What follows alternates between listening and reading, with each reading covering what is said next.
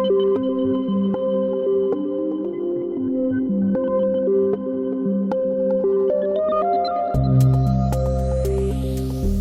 is 6 Minutes, the Seriously International Daily Newscast. It's Thursday, May 8th. I'm Jacob Shropshire. And I'm Anne-Sophie Goninet. People are getting out of work in Brunei while the day is just starting in St. Lucia. Here in the World Coach newsroom in Paris, it's just after midday. These are the latest headlines. Pakistan shoots down a dozen Indian drones overnight as tensions remain high between the two countries. A second balloting in the conclave is underway, and our daily quiz question comes from space. Our top story today is the 3-day truce beginning in Ukraine that was unilaterally called by Russian President Vladimir Putin. Skies over Ukraine's major cities appear quiet so far today, but a Ukrainian military spokesman told Reuters that Russian troops had continued to conduct assaults in several areas on the Eastern Front. The truce was timed to coincide with the commemorations of the 80th anniversary of the end of World War II. On its front page, German Daily Die Welt asks, "Does history repeat itself?" as Europe marks the end of the bloodiest war in history.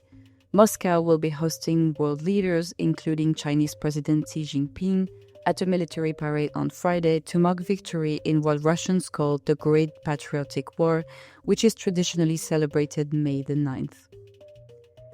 In Pakistan, officials reported the country's air defense system shot down a dozen Indian drones overnight.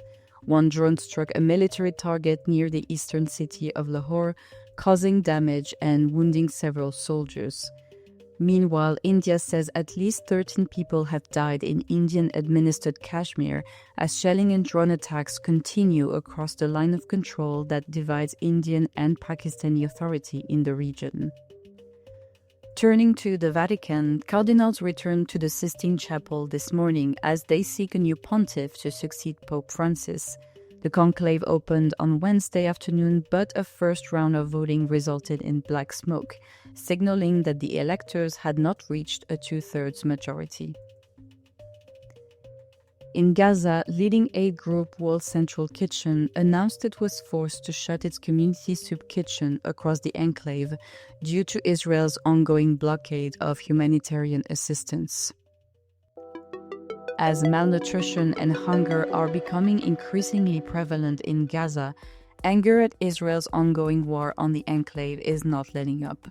Yet, there have also been growing signs of public anger aimed at Hamas, the Palestinian militant group that has run Gaza for nearly 20 years. Our More Than a Minute feature today looks into whether the citizens of Gaza are finally reaching a breaking point with local Palestinian leadership. Jacob, tell us more. Protests against Hamas reached a new peak in late March when dozens of citizens gathered near a displacement camp in Beit Lahia in northern Gaza, chanting slogans like "Hamas, out, out." The demonstrations then spread to other areas in the Palestinian enclave. "This has been a long time coming," writes Mustafa Al-Dadou in Arabic language news website Daraj. Ever since Hamas's victory in legislative elections in 2006, the enclave has endured 5 bloody wars, which have killed thousands and caused near-total destruction of infrastructure.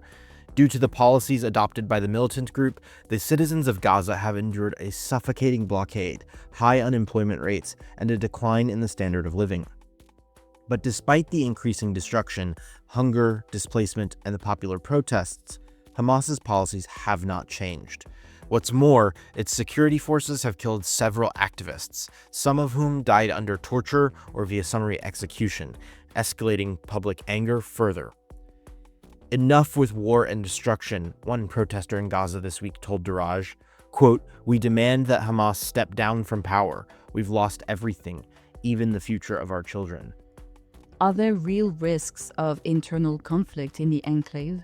Dr. Fadi Nassar, a Palestinian academic and researcher, has warned that Hamas's refusal to listen to opposing voices could lead to the civil war.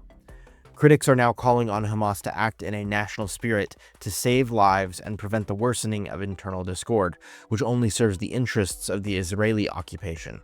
Hamas blames Israel for inciting the protests, but Ramzi Harzalah, a political activist and prominent Hamas defector, says that the current demonstrations erupted spontaneously, and we should not expect them to end anytime soon. We're closing things out today with our daily quiz question, which comes to us from outer space. What is expected to crash on Earth this week after being stuck in orbit for more than half a century? Is it A defunct weather satellite, B, a booster rocket from the Apollo program, C, a Soviet spacecraft, or D, a helmet from a NASA spacesuit? The answer is C. Part of the Cosmos 4A2, a Soviet-era spacecraft, is expected to crash back to Earth around May the 10th. Launched in 1972 as part of a mission to Venus, the spacecraft never escaped low Earth orbit and separated into 4 pieces. NASA says that one of those pieces, believed to be the lander probe, could re-enter our atmosphere without burning up. That's the latest from around the world. If you liked this podcast, we would really appreciate it if you could help us out with a follow, share, and a 5-star rating on your preferred podcasting platform. For more of the best of the international press delivered exclusively in English, visit us at worldcrunch.com. We'll see you here tomorrow. À demain.